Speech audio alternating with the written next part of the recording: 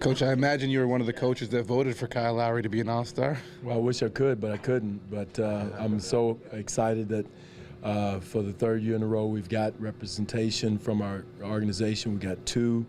It says a lot, for their teammates, for allowing them to be who they are and play their game, and for us to have some success. So. Really happy for Kyle because both men have put a lot of work in. They represented the U.S. in the Olympics, and this is individually icing on the cake for both of them. Dwane, you just touched on that a bit, but it's been quite the wild ride the last sort of 8-9 months for both of them in terms of what they've done for this team, for their country, personally with DeMar signing the contract as well. There's been a lot of stuff going on. It has been. It's all been positive for them, but I will say that it all goes back to winning. Winning breeds a lot of that. The kind of the program that they have developed and worked in the last few years helped them be in that point. I would say if we were still, fighting for the bottom, that they wouldn't be in that position. So that is it's a big time incentive to win for everybody. And but my hat's off to those two because they're the hub, they're the core of what we're doing and building here. You would have seen groups that were teammates in the past through all your years who've gotten along together and pushed each other. How would you rank these two, and what makes these two unique? Well, they know that they need each other. They're good friends off the floor. They're right there at the top because they genuinely like each other. I think our team genuinely likes each other. They play cards, compete on the plane in cards, and hang out, go to dinner.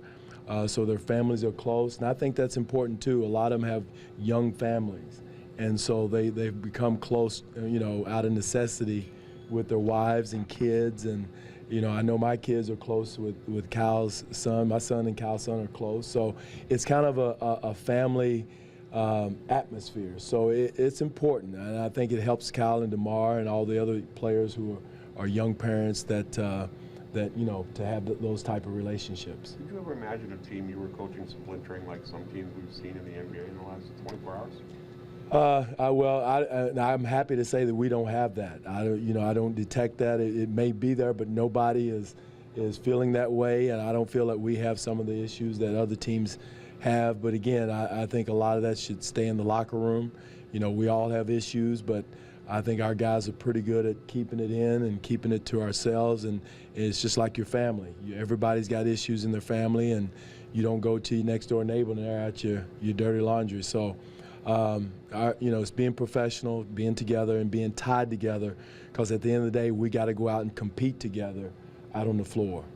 In the past, typically coaches do a little bit of lobbying, with their peers. And what was the response? How much did you have to do for Kyle? Not a lot, because a lot of them had already said they were all in.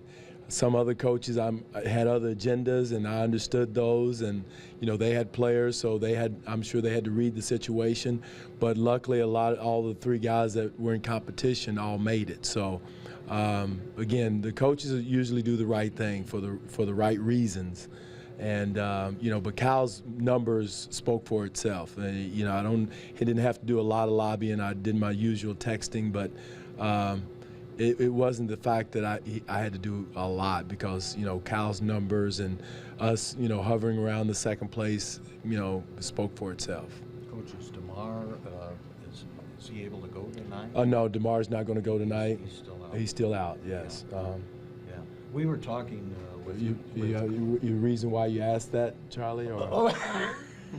Well, give a scouting report. I know.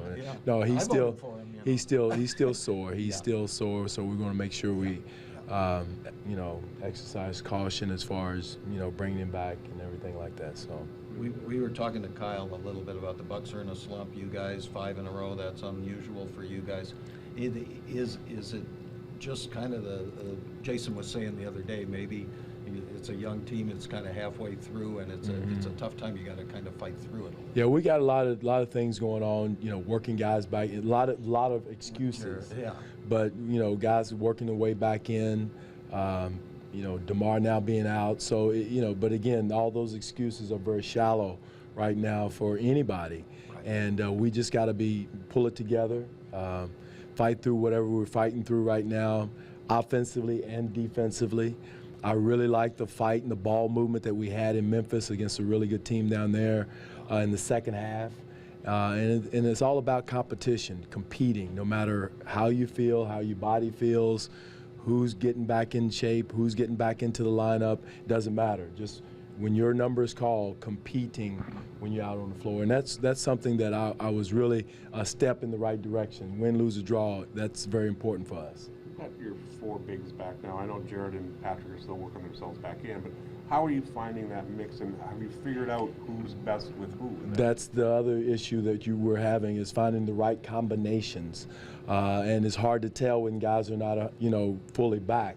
Is it real or is it, so it's very difficult right now to find that combination. That's one reason why we went really small the other night, to go, we knew what we were going to get out of that. Again, it's just tough to experiment and try to win at the same time and find out, give up those possessions to find out who's playing well together and who doesn't play well together. And we don't have a lot of time to experiment and see what works. I think you have used like 5 starting lineups in the last 5 games, so most out of necessity. Right. Is that part of that whole search? Well, some of it. A lot of it was out of necessity, with Lucas having a concussion and Pat just coming back, matchups with with other teams. So some of it was out of necessity. Some of it was trying to see who fits. We know what Pat's going to do. We know how he fits with JV. We didn't know how Sully was going to fit with JV and those type of things. So, again, some of it was out of matchup necessity. We knew we wanted Sully to match up with Zach the other night, so that's why he was in the second unit. So there was reasons behind. It's not like we just, throwing it in the wind and trying to see. So, and I thought Sully would be a good matchup for Zach to play, Bruno ball, bully ball down on the low post. How frustrating has it been for you personally over the course of the season? I know we've been talking a lot about the defense and the 48 minutes. You see this team, if they play 10, 20 minutes, stretches of defense, they're a pretty good defensive team. It's a matter of trying to get it, though, night in, night out for that. Well, Eric, if you remember, I've been consistent with what I've said, even when we was winning 7 in a row or for whatever it was, said the same thing. It's about defense. It's about, we've got to play better defense for this to hold up, because there's going to be nights when the shot's not going to fall, and lo and behold, it's on us now. And so that's the thing that's going to be consistent. It's always been that way. We're going to, shot's going to come back, but our defense is going to have to hold serve until we get our rhythm offensively, get our mojo back with our same shots that we were making at that time. They're not going in it for whatever reasons, not important, but our defense has got to play longer periods of time, extended more minutes. Like the other night in Memphis, it was probably our best defensive stands that we had, some of the best. We scrapped, we battled, we fought against a very physical team. And we've got to have extended minutes, longer periods of those minutes to really make sure we get back and until our offense comes back around. Coach, Frank Vogel said he was surprised that Giannis could make that leap to be a starter, in the All-Star game. He said he had him in the rookie game, and he said he looked at him as a jack-of-all-trades type guy, but he said he's scoring 25 a game. No. He couldn't believe that. The young man's a star. No, he's a star.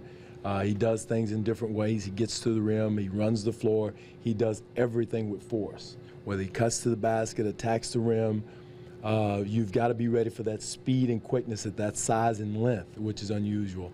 He's a Magic Johnson type. He's got that type of size and length.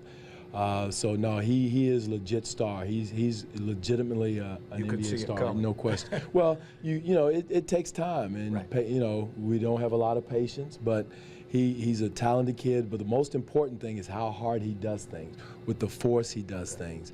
And now he's developed his jump shot to a point where you got to respect that. So it makes him doubly. And Jason's done a good job of playing him at the point, force feeding him at the point guard, where he's got to make decisions, make passes, make plays. And it's really helped him, and it's paying off. Yeah, that's a learning curve, right? Yeah, it's not easy to do. No, it's not. No, not in this league.